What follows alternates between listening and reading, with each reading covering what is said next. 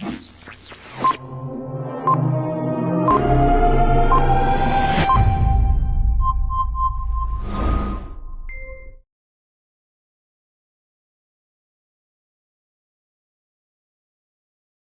que todo, gracias por la invitación.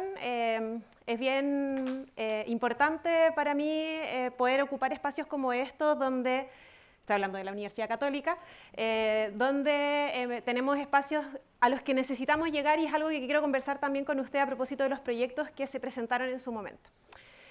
No sé si es necesario como hacer presentación personal, ¿sí?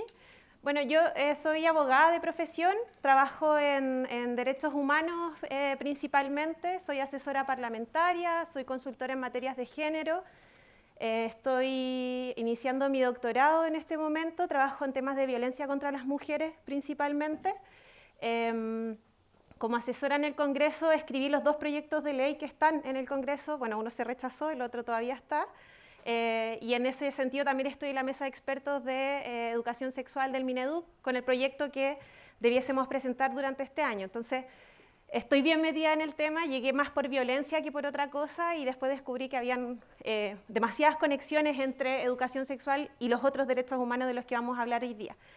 Soy directora ejecutiva de ABOFEM hasta este año, porque nos toca renovación, lo que es una gran noticia para mí, porque ha sido mucho trabajo y me van a seguir viendo en espacios de activismo principalmente. Así que partamos de lleno, y una de las cuestiones con las que necesitamos partir es hablar del marco donde se encuentra la educación sexual, que es en el marco de los derechos sexuales y reproductivos. Y de este marco, además, hablamos dentro de un marco más amplio aún, que es el marco de los derechos humanos.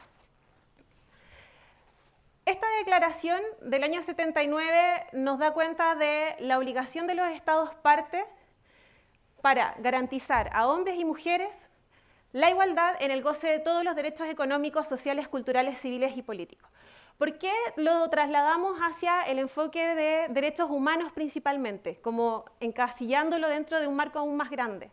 Porque el enfoque de derechos humanos nos da una serie de obligaciones para los Estados, que normalmente son consideradas como positivas y negativas en cuanto a realizar acciones que sean favorables para el ejercicio y la garantización de ciertos derechos, y negativas en el sentido de abstenerse de crear barreras para el ejercicio de esos derechos. Entonces, este marco dentro del cual nos encontramos nos hace también empezar a dibujar cuáles van a ser algunas de las obligaciones que los Estados van a tener respecto de los derechos humanos. Y esto va a ser importante porque a estas alturas la educación sexual ha sido reconocida como un derecho humano, pero en ninguno de estos documentos. Estos documentos, que además, si se fijan por los años, son, salvo la Convención Belén do Pará, la mayoría son bastante más viejos, nunca reconocen la educación sexual como un derecho propiamente tal. De hecho, tampoco reconocen los derechos sexuales y reproductivos propiamente tal. Con ese nombre nunca los van a encontrar. Pero lo que sí van a encontrar van a ser algunos derechos que van encasillando o van encaminándonos hacia dimensiones de los derechos sexuales y reproductivos. Por ejemplo, la CEDAW, que es la Convención para la Eliminación de todas las formas de discriminación contra la mujer, esta que está aquí, que es del año 79, sí establece el derecho de las mujeres a decidir el número de hijos y el intervalo entre ellos.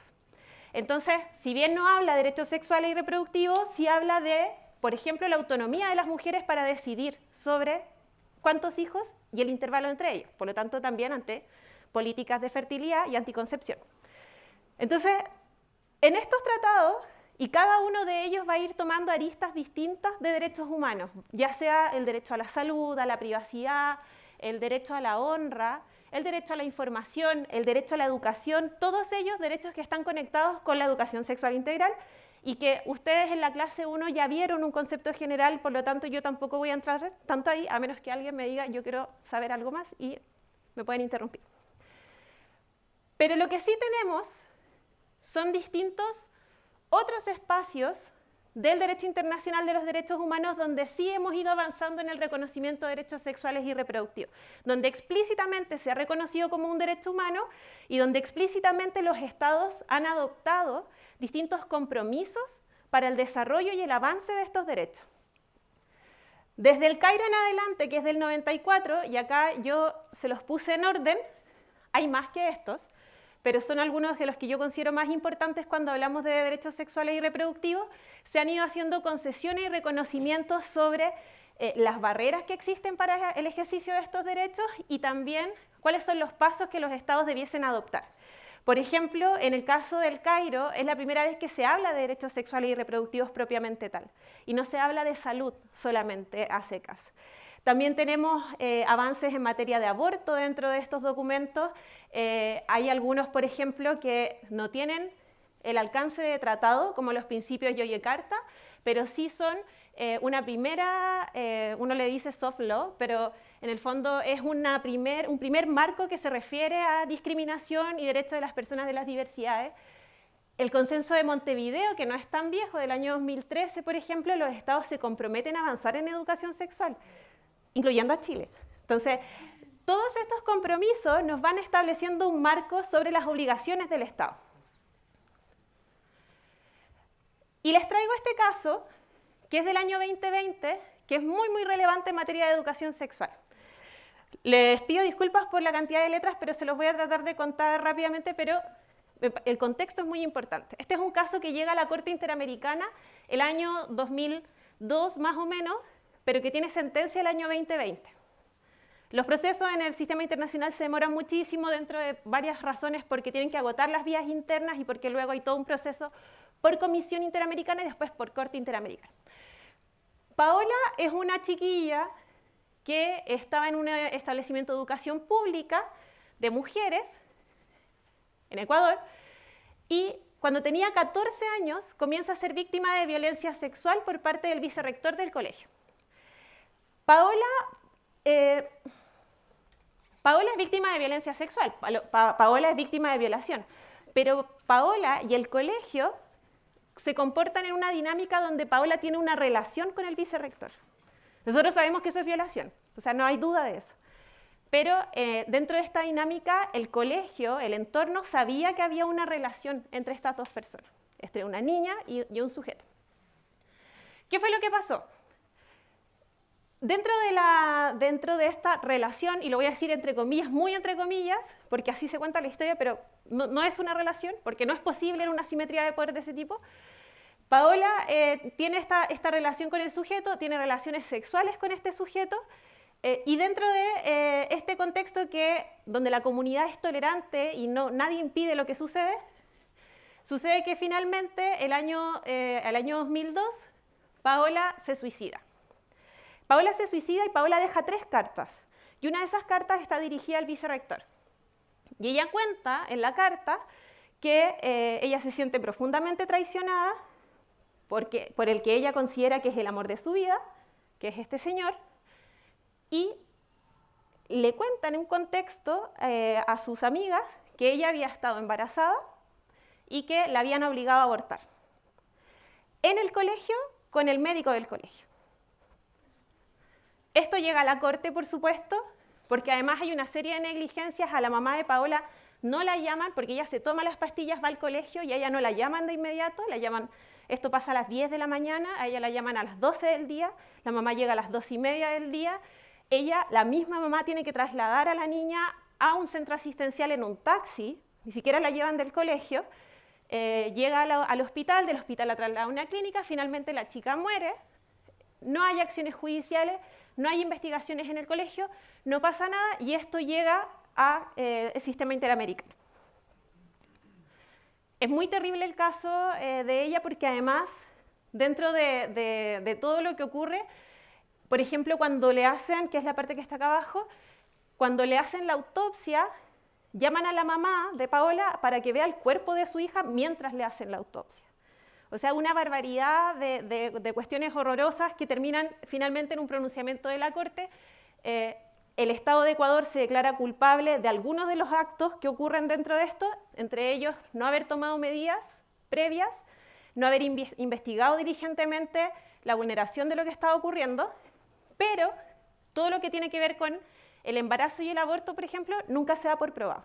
Entonces, la Corte nunca se pronuncia sobre esa parte porque dice, no tenemos antecedentes suficientes de que den cuenta de que eso realmente ocurrió.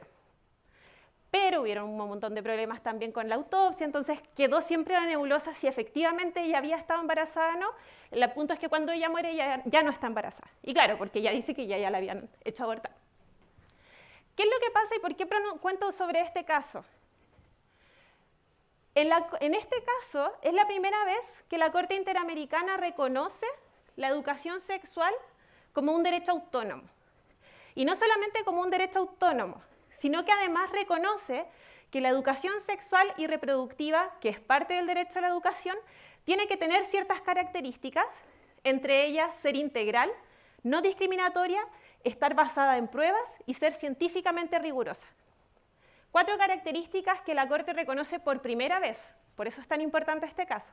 Pero además dice, este derecho autónomo tiene la característica de que contribuye a prevenir situaciones desfavorables para las niñas y para la propia sociedad, y además la posibilidad de gozar de una vida digna. Entonces empieza a relacionar cómo la educación sexual se presenta como una oportunidad en la cual yo puedo prevenir, por ejemplo, casos de abuso sexual, pero también puedo ejercer de mejor manera otros derechos, como por ejemplo el derecho a la vida, a la educación, a la información, a una vida digna. Y le da otras características. Por ejemplo, que esta educación sexual tiene que ser en función de la edad, el desarrollo progresivo, y esto es algo que las personas antiderechos que se oponen a la ESI no logran comprender, que a uno no le va a enseñar a poner condones a un niño, tiene que ir con cada etapa y por lo tanto con el reconocimiento de cuál es el aprendizaje correcto para ese desarrollo de edad. Entonces, y que además no está medido en edad, sino que tiene que estar medido en función del desarrollo de ese niño o niña, porque también reconoce que no todos nos desarrollamos de la misma manera. También hay un contexto cultural en el cual 2 niños de 11 años no necesariamente van a tener el mismo desarrollo cognitivo. Entonces, esta educación tiene que estar basada en función de la edad y tomar en consideración capacidades evolutivas de niños, niñas y adolescentes. Debe ser apta para posibilitarles un adecuado entendimiento de las relaciones sexuales y afectivas y particularmente del consentimiento, que debe existir en tales relaciones. Esta parte también es súper interesante porque empezamos a hablar de consentimiento, pero además de consentimiento, no solamente como consentimiento inicial, sino como un consentimiento constante a lo largo de la relación sexoafectiva que yo pueda tener con otro sujeto. Entonces, la idea de hablar de consentimiento, de hablar de desarrollo progresivo, de hablar de la integralidad de una educación sexual, es la primera vez que se pronuncia en la Corte y lo hace en este caso.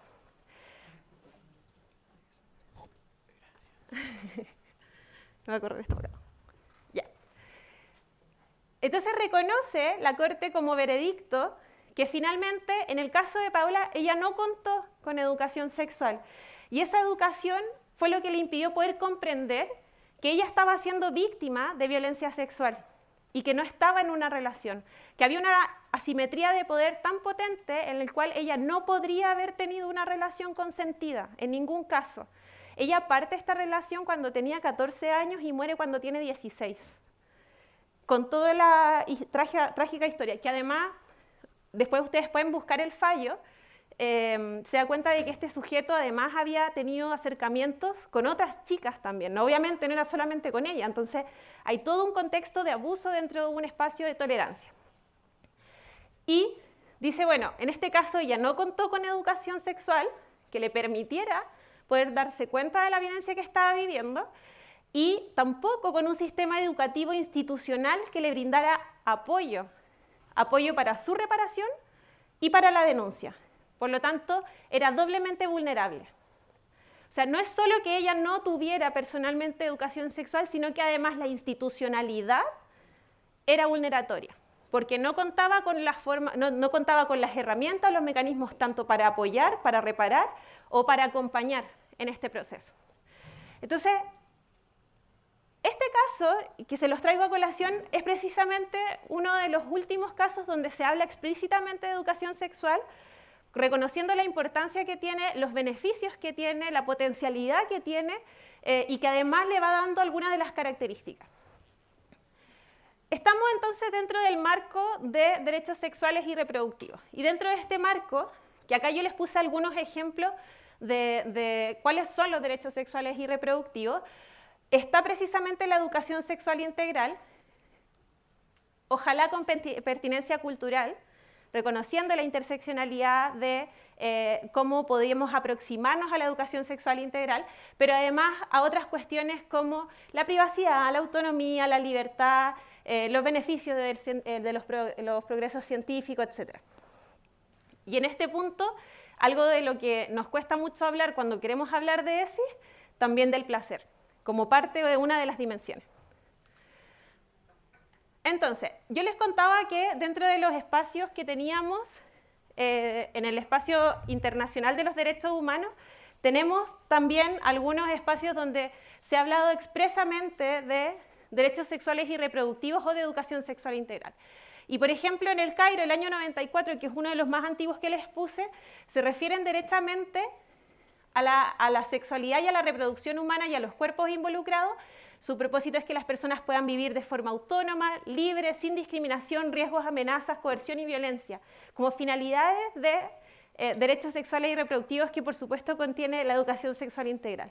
Y que además hay estados que están reconociendo avances, no en términos generales, pero sí algunos de ellos precisamente con políticas de natalidad, que es también un poco el foco que nosotras actualmente tenemos en Chile en nuestra regulación y que lo vamos a mirar también. Otra cuestión que quería mencionar, hay toda una dimensión ética que acompaña el desarrollo de los derechos sexuales y reproductivos y que va a ser muy importante tenerla a la vista, sobre todo cuando estamos hablando de ESI. Estos 4 que los voy a mencionar rápidamente tienen que ver con la integralidad, como seguridad y control sobre el propio cuerpo, aspectos contributivos a la libertad sexual y reproductiva, tenemos la igualdad, como no discriminación entre hombres y mujeres en materia de sexualidad y reproducción, la autoridad de cada cual para tomar decisiones, etc. La autonomía, acá hablando de capacidad moral y legal de las personas para autodeterminarse en las decisiones tanto sexuales como reproductivas. Esto fue algo que también se discutió a nivel internacional, que era separar lo sexual de lo reproductivo, porque es reconocer que tienen dimensiones y finalidades que son distintas. No toda la sexualidad es para reproducirse, o sea. Y la diversidad, hablando ya directamente de contextos, de personas, y que van, si se fijan, muy vinculados también con la autonomía. O sea, el respeto de la diversidad es parte de los principios éticos que acompañan el desarrollo de los derechos sexuales y reproductivos. Evidencia. Esto lo voy a pasar más o menos rápido, pero son básicamente toda la información que tenemos respecto al daño que genera el no tener derechos sexuales y reproductivos y no tener educación sexual integral. En temas de aborto, por ejemplo, tenemos todo el desarrollo del aborto clandestino, tenemos todos los casos de aborto riesgoso, tenemos una situación donde el aborto hoy día está penalizado, tenemos causales donde tenemos solo 3 causales, pero además constituir las causales no es fácil. Entonces hay toda una implementación de una norma que hace que el ejercicio de este derecho sea todavía más complejo. Hablamos de violencia de género y violencia político-sexual, y aquí quiero hacer un punto porque no lo expliqué en la diapo. Nosotras hablamos de violencia de género, hablamos de violencia política, y hablamos de violencia política sexual cuando esa violencia viene de un agente del Estado, tiene connotación sexual y se enmarca dentro de un contexto político o de manifestaciones. Entonces, los casos de violencia político-sexual que nosotros tuvimos durante el estallido, por ejemplo, tienen la característica de que se trata de abuso sexual o amenazas de violencia sexual o dichos, insultos homofóbicos, misógenos, discriminatorios, etcétera, en un contexto de manifestaciones. O sea, nosotras tenemos, por ejemplo, registros de mujeres que mientras las estaban deteniendo les decían ¿no te gustó salir a huellar de tu casa? Ya, esto te pasa por salir. Eso es castigo por salir del rol que a una le corresponde. Entonces, eso es violencia político-sexual. En Chile no está reconocida, pero además de no estar reconocida, tenemos un problema aún más grande, que es que las mujeres y las personas en general no saben cuáles son sus derechos. Por lo tanto, cuando a ti te llevaban a una comisaría y te decían sáquese toda la ropa, tú te la sacabas y sin saber que no tenías por qué sacarte toda la ropa. Y porque además está en un contexto donde estamos todos muertos de miedo, entonces como hay muchas cosas ahí también involucradas.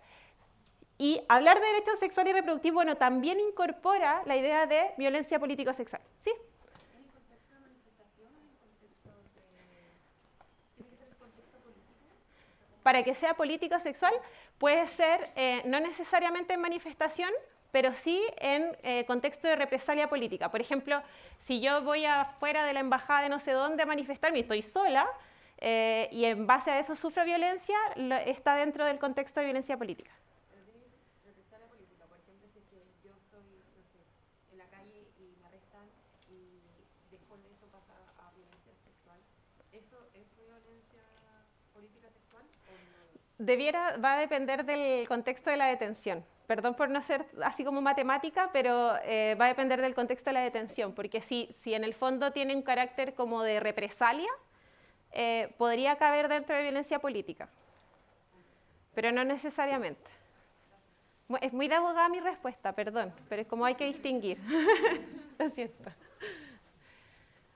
Y bueno, acá hay varias cosas que también quería mencionar. Por ejemplo, los casos, maternidad forzada. Uno diría, ¿por qué dice maternidad forzada? Como, ¿de qué está hablando? Ya.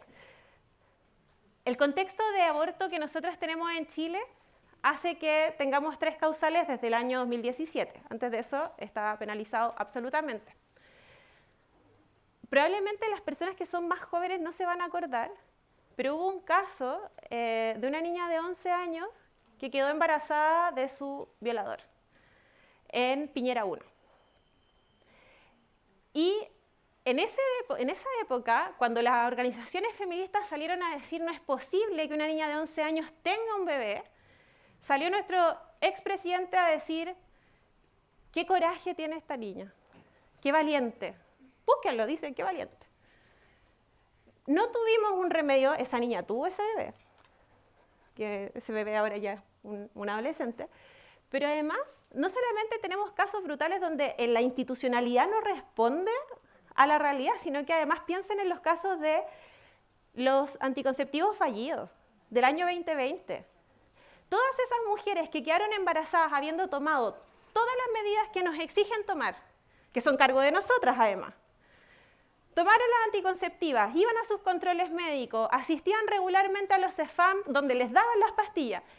Un error de un tercero privado y de un Estado que no supervisa esa entrega hizo que más de 200 mujeres quedaran embarazadas. No tuvieron ni una opción. Yo no digo que esas 200 mujeres tenían que abortar, pero ellas no pudieron elegir. Y si querían elegir, tenían que pasar un sistema absolutamente clandestino y riesgoso para su vida, que además podía terminar con ellas detenidas. O sea, no solamente pongo en riesgo mi vida por tener que entrar a un sistema clandestino, sino que además de eso, sufro la consecuencia de que podría irme detenida, con todo el terror que significa pasar por un proceso penal, con la revictimización, con la exposición, etc. Entonces, si eso no es embarazo forzado, ¿qué es? Y el embarazo forzado en el sistema interamericano ha sido calificado como tortura, como forma de tortura. En el sistema interamericano de derechos humanos. El Comité contra la Tortura lo califica dentro de una forma de tortura, los embarazos forzados. Entonces, tenemos todo un contexto donde la vulneración por no tener educación sexual nos expone a una serie de peligros de falta de información y de acceso a información que además sea confiable y sea verídica de una manera brutal. Estas son cifras de los casos que tenemos de violencia intrafamiliar, por ejemplo. La gran mayoría de los casos de abuso sexual ocurren dentro del contexto de la familia, pero además tenemos una tasa muy baja de denuncia por una razón obvia. O sea, si ocurren dentro del contexto familiar, hace más complejo que las personas se decidan a denunciar. Entonces se estima que la cifra oculta, por ejemplo, en su porcentaje más moderado, alcanza un 70% de las denuncias que efectivamente llegan a un sistema de justicia. Y luego, ¿cuántos de esos llegan a condena? Ya es otra historia. Entonces tenemos una deficiencia importantísima en materia de educación sexual que hace que, por ejemplo, la prevalencia del abuso sexual sea enorme. Y en todos los lugares donde se ha aprobado la educación sexual han incrementado inmediatamente las denuncias. No porque haya más abuso, es porque los niños, niñas, logran identificar que están siendo víctimas de abuso. Entonces, hay todo un círculo perverso en el cual ocultar este tipo de información implica algunos de los riesgos, y yo estoy hablando solo de un ala, que es la preventiva. Vamos a hablar de placer, o sea, como de desarrollo personal, o sea, hay un montón de otras cosas que generalmente no las consideramos porque esto es, digamos, como el ala más cruda de lo que significa no tener educación sexual. Tenemos también una brecha de género brutal en lo que es abuso sexual. Estas dos son de 1 a 13 años y de 14 a 17. Y el rosado son mujeres y el rojo son hombres. Y si se fijan, o sea, el porcentaje, la diferencia, cómo se acrecienta la diferencia de quiénes son las víctimas, tiene un sesgo de género brutal. Y si ustedes miran quiénes son los agresores, se van a dar cuenta que un porcentaje brutal también son varones. Entonces, hay algo ahí que tiene que ver precisamente con roles, con violencia, con estereotipos que no estamos logrando abordar, y dentro de ella una brecha importante tiene que ver con quiénes son las víctimas y quiénes son los victimarios. Y otras cifras que son interesantes de mirar es la cantidad de denuncias, por ejemplo, que se reciben por violencia sexual. Estamos estimando para el año 2016 30 víctimas diarias de denuncias, solo denuncias que ingresan. Como son denuncias que ingresan, esto no habla de cuántos finalmente son formalizados y cuántos finalmente son condenados por violencia sexual. Esta cifra, en el fondo, lo que les decía delante, hay una cifra oculta que se estima que en el ala más conservador sería un 70%, por lo tanto estaríamos hablando de 141 niñas, niños y adolescentes podrían ser víctimas de violencia sexual diariamente. Así de brutales son las cifras. Y, dígame. Tú estás mostrando las cifras que son visibilizadas. Sí, esta parte de acá es una estimación. Esta parte de acá es la real. Estas son las 15, esas 15.000 ustedes las pueden encontrar como causas ingresadas. Y luego los estudios dicen que esas, como son las que se ven, el ala que no se ve debería ser un 70% más, y eso te lleva a esta cifra que está acá abajo de las 141 personas diarias. ¿No? Es brutal. Y además de eso, nosotros si miramos, por ejemplo, las causas ingresadas por violación, porque violencia sexual es más amplio, incluye una serie de delitos de carácter sexual.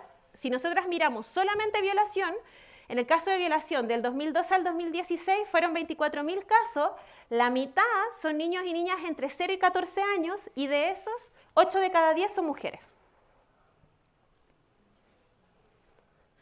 Si ustedes miran además, por ejemplo, las cifras de aborto, se estimaba que aborto 3 causales iba a tener una tasa de 3.500 casos al año. Y lo que hemos tenido finalmente son 3.500 casos en estos 4 años. Entonces la pregunta es, ¿dónde están esos casos? Porque son muy pocos. ¿Dónde están yendo? ¿Dónde están llegando? Y ahí hay un montón de cosas que no tienen que ver con esta sesión, pero que sí van con la desconfianza en el sistema, con las trabas y barreras para el acceso, la centralización, etc. Objeción de conciencia, falta de información, etc. ¿Qué objeción de conciencia? Lo digo al tiro.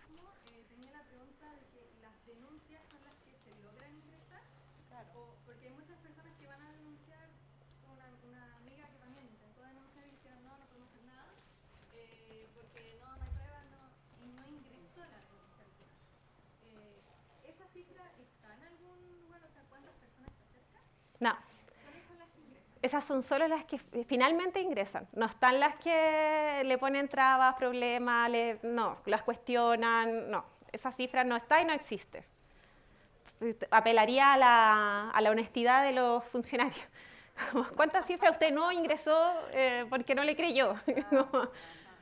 Me preguntaba, dame un segundo, me preguntaban acá qué es la objeción de conciencia. La objeción de conciencia es, bueno, la objeción de conciencia tiene todo un contexto también desde los derechos humanos sobre la libertad para dejar de cumplir un mandato legal por una creencia que es de tal magnitud que no me permite cumplir. Por ejemplo, servicio militar obligatorio.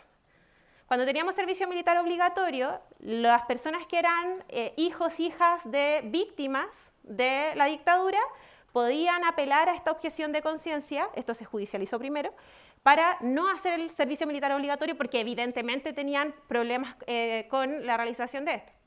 Esto se ha traspasado también al mundo de la salud y, por ejemplo, en el caso de el aborto, se ha permitido la objeción de conciencia de personal médico que no quiere realizar abortos porque su conciencia no se lo permite, entonces se abstiene. ¿Y se obtiene de qué? De cumplir con un mandato legal que es realizar abortos, porque es su trabajo. Entonces la objeción de conciencia en Chile, cuando se aprobó la ley de 3 causales, quedó establecida para personal de salud como objeción de conciencia personal y quedó también establecida para las instituciones, como toda la red de salud que tiene la Universidad Católica, que es objetora. ¿De qué manera calculan esta cifra del 70%? ¿Un método o algo? Porque podría ser un 70, un 60. Sí, las estimaciones lo que hacen es recoger a través de estudios cualitativos principalmente la experiencia de las personas y cuánto se demoran también en denunciar, el tipo de abuso, cuál es el lugar en el que ocurre y con eso se crean las cifras. Por eso es variable y por eso no tenemos una cifra oficial de... Ya, realmente las denuncias o los casos que ocurren son esto, no podemos estimarlo. Lo único que tenemos son los datos que sí están ingresados. Por eso tampoco podemos saber cuántos se rechazan, por ejemplo. Diga. Una pregunta respecto a la prescripción de los casos. No recuerdo bien cuál es la cantidad de años o lo que establece la ley respecto a la prescripción de un caso de... Para menores, ahora son imprescriptibles y para mayores de edad, con ley Antonia, que salió el año pasado, final del año, son 10 años. Pero está recién renovado eso. Ahora, ahí otro tema de discusión bien interesante que es la expectativa de justicia que tiene una persona cuando denuncia un hecho de abuso sexual que vivió, por ejemplo, hace 10 años, 20 años, porque hay que constituir un caso, hay que probarlo. Entonces, eso hace complejo si algo pasó hace muchos años y, por ejemplo, en el seno del hogar, ¿cómo yo pruebo que efectivamente hay un abuso ahí? Entonces, es un temazo. Ya, pero perdón por irme y volver acá. ¿Qué tenemos? Yo sé que ustedes ya vieron como historia de la ESI en Chile y qué sé yo, entonces yo lo que traje fue marco normativo. Y lo que tenemos en marco normativo, principalmente a nivel legal, es un inciso en el artículo 1, inciso cuarto, de la ley 20.418, que es sobre fertilidad. ¿Por qué es importante eso? Porque entonces el foco está puesto en la fertilidad. No en el placer, en el disfrute, en el desarrollo humano, no olvídense de todo eso, esto es fertilidad. Entonces, lo que tenemos es el siguiente inciso. Los establecimientos educacionales reconocidos por el Estado deberán incluir dentro del ciclo de enseñanza media, o sea, de enseñanza de primero medio para arriba, un programa de educación sexual el cual, según sus principios y valores, incluya contenidos que propendan a una sexualidad responsable e informe de manera completa sobre los diversos métodos anticonceptivos existentes y autorizados de acuerdo al proyecto educativo, convicciones y creencias que adopte e imparta cada establecimiento educacional en conjunto con el centro de padres y apoderados. Si se fijan, esta redacción nunca aparecen los niños, niñas y adolescentes, nunca aparece el sujeto que recibe la ESI, nunca aparece. Aquí no es los jóvenes tienen derecho, no, es qué es lo que puede hacer un establecimiento educacional y establece inmediatamente el foco que es anticonceptivo porque está dentro de una ley de fertilidad y además los límites, proyecto educativo, convicciones, creencias del establecimiento y del centro de padres. Reconoce el derecho preferente de los padres a educar a sus hijos, que además está en nuestra Constitución, pero nunca reconoce que los jóvenes, los niños, tengan algún derecho vinculado a educación sexual. Esto es bien importante porque la modificación de este inciso fue lo que se intentó hacer el 2019, 2020, 2021. El proyecto del 2019, digamos que tuvo mala suerte porque ingresó en septiembre y en octubre tuvimos un estallido, entonces como que ya a nadie le importaba. Pero este proyecto del 2019, lo primero que hacía... A ver, espérame. No, que creo que lo puse después. Ya, pero los dos proyectos fueron realizados en un contexto participativo. Primera cuestión. Se convocó organizaciones sociales en esa época, y no estoy hablando hace tanto tiempo, el 2018, 2019, abiertamente no habían tantas organizaciones interesadas en ESI. Entonces, no fue tan fácil encontrar gente que quisiera participar dentro de esto, pero encontramos. Y dentro de ellas además también se invitó, por ejemplo, a la UNESCO, a UNICEF y al Mineduc, por supuesto, pese a que estábamos en esa época con Piñera II, pero también participó dentro de esta discusión. Y con eso lo que se buscó fue poder identificar cuáles eran las principales falencias que habían y hacia dónde debiésemos transitar. Algunas de las cosas que iban saliendo dentro de esto y que se levantaron fue precisamente acceso a la información, orientación sexual, identidad de género, estereotipos, formación docente, espacios participativos, prevención de abuso sexual infantil, infección de transmisión sexual, que debería ser enfermedades, afectividad y deseo. Esos eran los aspectos centrales que un proyecto debiese tener. Y lo que hizo finalmente este proyecto, tanto el 1 como el 2 es como la versión mejorada del 1, a propósito de la discusión que tuvo el primero, que fue el único que se alcanzó a ver en comisión, era poder adecuar la normativa actual que teníamos, que era esto, más los 7 programas que ofrece el Mineduc para que los establecimientos elijan. Esto, adecuar la normativa actual a los estándares de derechos humanos, reconocer que la educación sexual, tal como lo hizo el relator para Naciones Unidas el año 2010, era un derecho humano, bueno, reconocer que era un derecho humano, pero no solo eso, que además era un derecho humano del que eran titulares los niños, niñas y adolescentes. No los padres, no los colegios, no los establecimientos en general, no, eran niños, niñas y adolescentes titulares de ese derecho. ¿Y por qué eso era importante? Porque ser titular de derechos nos permite exigir que se cumpla. Entonces eso significaba que si yo tengo 15 años y mi colegio no me está dando educación sexual integral, yo puedo reclamar en la Superintendencia de Educación que no se está cumpliendo con la ley. Por eso es tan importante ser reconocida como titular, que es un derecho mío, no de mis padres, no del colegio. Entonces, esta idea de poder avanzar en educación sexual partía por la base de reconocer que era un derecho humano y también de quién era el titular dentro de esto. Se incorporó en el segundo proyecto, no en el primero, la participación de los padres, madres y de las cuidadoras. En el primero no se presentó y entonces hubo todo un revuelo de dónde están los padres y qué sé yo, lo pusimos en el segundo. La obligación de partir en educación parvularia, la edad era fundamental, la edad considerando el desarrollo progresivo, por supuesto, entonces esto implicaba hablar de afectividad a niños muy pequeñitos, hablarles de consentimiento, o sea, meterles el consentimiento desde que tuvieran 2 años y empezar a hablarles lo importante que es el sí, el no es no, y hablar de eso desde primera infancia, cambiar el foco desde un enfoque sanitario, que es lo que tiene la ley de fertilidad hoy día, a un enfoque educativo, establecer principios rectores y objetivos de aprendizaje que fueran lo mínimo, de manera que ningún programa pudiera, por ejemplo, solo enseñar abstinencia, sino que también pudiera enseñar y debiese enseñar, siempre que estuviera basado en evidencia, y dentro de la formación, bueno, está la fiscalización de la superintendencia y también que fuera dentro de las pedagogías obligatorio el ramo de educación sexual, para que los profesores y profesoras salieran de la universidad ya preparados, y también a trabajar con el CPIP, que es el Centro de Perfeccionamiento Docente, para que impartieran cursos de educación sexual.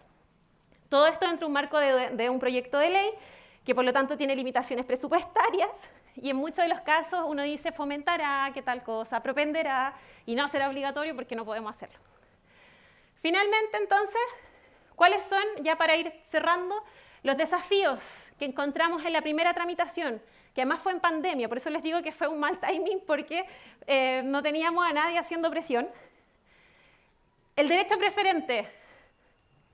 Los niños y niñas no son reconocidos como sujetos de derecho, pero los padres y las instituciones tienen libertad educativa y los padres tienen el derecho preferente. Entonces, ¿cómo hacemos, cómo avanzamos con este derecho preferente que está hoy día en nuestra Constitución? Que fuera obligatorio bajar la edad, reconocerlo como derecho humano y todo lo que se levanta a propósito de fake news, como que vamos a enseñar a poner condones y cosas por el estilo. Entonces, hay toda una cuestión, un discurso que está envuelto en este proyecto. Ustedes no se imaginan cómo fue la contra en la tramitación del proyecto, y estoy hablando de gente que fue derechamente a mentir a la comisión, o que iba a decir cosas como que el género era esto, o que el mejor sexo es el que no se ejerce, y frases como esa. Entonces, el sexo más seguro es aquel que no se ejerce. Por eso es tan importante, para cerrar, lo que dijo Martín al principio, de la necesidad de una articulación. Necesitamos representar los distintos espacios, necesitamos organizaciones de padres, necesitamos organizaciones religiosas, necesitamos a los centros de estudiantes, porque sin esa fuerza nosotras no vamos a poder avanzar en este proyecto, aunque fuera el proyecto más conservador del mundo, porque hay una especie de rechazo como intrínseco a darle autonomía a los niños y niñas para poder decidir sobre sus vidas y sobre sus cuerpos. Así que con eso me despido, muchas gracias.